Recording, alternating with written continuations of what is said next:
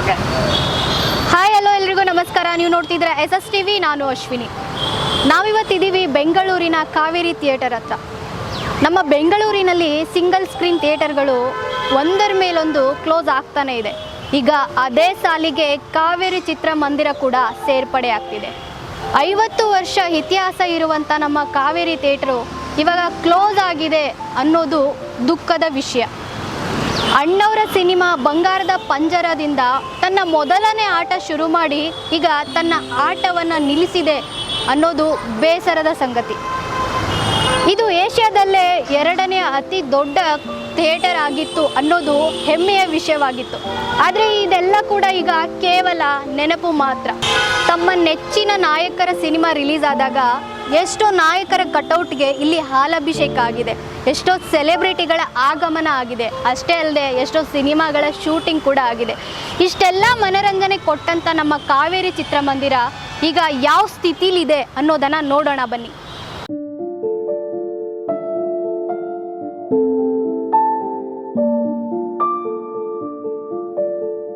ಸಿನಿಮಾದ ಇಂಟರ್ವೆಲ್ನಲ್ಲಿ ನಾವು ಬಂದು ನಮಗಿಷ್ಟವಾಗಿರುವಂಥ ತಿಂಡಿಗಳನ್ನ ತಿಂತಾ ಇದ್ವಿ, ಎಂಜಾಯ್ ಮಾಡ್ತಾ ಇದ್ವಿ, ವಿಸಿಲ್ ಹೊಡಿತಾ ಇದ್ವಿ. ನಮ್ಮ ಫೇವ್ರೆಟ್ ಆ್ಯಕ್ಟರ್, ಹೀರೋ ಆಗಲಿ ಹೀರೋಯಿನ್ ಆಗಲಿ ಬಂದಾಗ ಅದು ಸಿಗ್ತಾ ಇದ್ದಂಥ ಮಜಾನೇ ಬೇರೆ. ಇದೆಲ್ಲ ಎಲ್ಲಿ OTTನಲ್ಲಿ ಸಿಗುತ್ತೆ? ಇಂಥ ಎಂಜಾಯ್ಮೆಂಟ್ ಎಲ್ಲಿರುತ್ತೆ? ಎಲ್ಲೋ 4 ಗೋಡೆಗಳ ಮಧ್ಯೆ ನಿಂತ್ಕೊಂಡು ನಾವು ಒಬ್ಬರೇ ಸಿನಿಮಾ ನೋಡೋ ಆ ಮಜಾಕ್ಕಿಂತ ನಮ್ಮ ಫ್ಯಾಮ್ಲಿ ಜೊತೆ ಬಂದು, ನಮ್ಮ ಫ್ರೆಂಡ್ಸ್ ಜೊತೆ ಬಂದು ಕೂತ್ಕೊಂಡು ಸಿನಿಮಾ ನೋಡುವಂಥ ಮಜಾ ಇರ್ತಿತ್ತಲ್ಲ, ಅದೆಲ್ಲ ಎಲ್ಲೋ ಕಣ್ಮರೆ ಆಗ್ತಾ ಇದೆ ಅಂತ ಬೇಸರ ಆಗ್ತಾ ಇದೆ.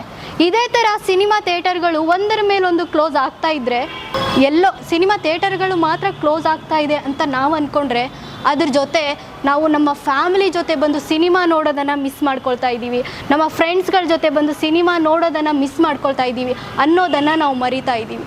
ಎಲ್ಲೋ ಒಬ್ಬರು ಕೂತ್ಕೊಂಡು ಸಿನಿಮಾ ನೋಡೋದು ಒಂದು ಮನೋರಂಜನೆ ಅಲ್ಲ. ನಿರ್ಮಾಪಕರಾದಂಥ ಮುನಿರತ್ನ ಸರ್ ಇವಾಗ ನಮ್ಮ ಜೊತೆ ಇದ್ದಾರೆ. ಬನ್ನಿ ಸದ್ಯದ ಪರಿಸ್ಥಿತಿ ಬಗ್ಗೆ ಅವ್ರ ಹತ್ರ ಮಾತಾಡ್ಸೋಣ. ಸರ್, ನಿಮ್ದೆಷ್ಟೋ ಸಿನಿಮಾಗಳು ಈ ಥಿಯೇಟರಲ್ಲಿ ರಿಲೀಸ್ ಆಗಿದೆ, ಹಲವಾರು ಸರಿ ನೀವು ಬಂದು ಹೋಗಿದ್ದೀರಾ. ಈಗಿನ ಪರಿಸ್ಥಿತಿ ಈ ಥರ ಇದೆ, ಇದ್ರ ಬಗ್ಗೆ ಕಾವೇರಿ ಥಿಯೇಟ್ರ್ ನೋಡಿ ಭಾಳ ದುಃಖನೂ ಆಗ್ತಾಯಿದೆ. ಇದೇ ಥಿಯೇಟ್ರ್ ಒಳಗಡೆ ಗಾಂಧಿ ಕ್ಲಾಸಲ್ಲಿ ಕುಂತ್ಕೊಂಡು ಸಿನಿಮಾನೂ ನೋಡಿದ್ದೀನಿ. ನಾನೊಬ್ಬ ನಿರ್ಮಾಪಕನಾಗಿ ನನ್ನ ಸಿನಿಮಾಗಳು ಇಲ್ಲಿ ರಿಲೀಸ್ ಮಾಡಿದ್ದೀನಿ. ಇವತ್ತು ನಮ್ಮ ಕಣ್ಣೆದುರುಗಡೆನೇ ಕಾವೇರಿ ಇಲ್ಲದೆ ಆಗ್ತಾಯಿದೆ, ಸಿಂಗಲ್ ಸ್ಕ್ರೀನು. ಭಾಳ ಬೇಸರನೂ ಇದೆ. ಬೆಂಗಳೂರು ನಗರ ಬೆಳೀತಾ ಇದೆ, OTT ಪ್ಲ್ಯಾಟ್ಫಾರ್ಮ್ ಹೆಚ್ಚಾಗಿದೆ, ಪರಭಾಷಾ ಚಿತ್ರಗಳು, ಡಬ್ಬಿಂಗ್ ಸಿನಿಮಾಗಳು ಹೆಚ್ಚಾಗಿದೆ. ಇನ್ನು ಮುಂದಕ್ಕೆ ಸಿಂಗಲ್ ಸ್ಕ್ರೀನ್ ನಡೆಸೋದು ಕಷ್ಟ ಇದೆ. ಹಾಗಾಗಿ ಅವ್ರ ಕುಟುಂಬಸ್ಥರು ತೊಗೊಂಡಿರೋ ತೀರ್ಮಾನ ಸೂಕ್ತ ಅಂತ ನನಗೆ ಅನಿಸುತ್ತೆ.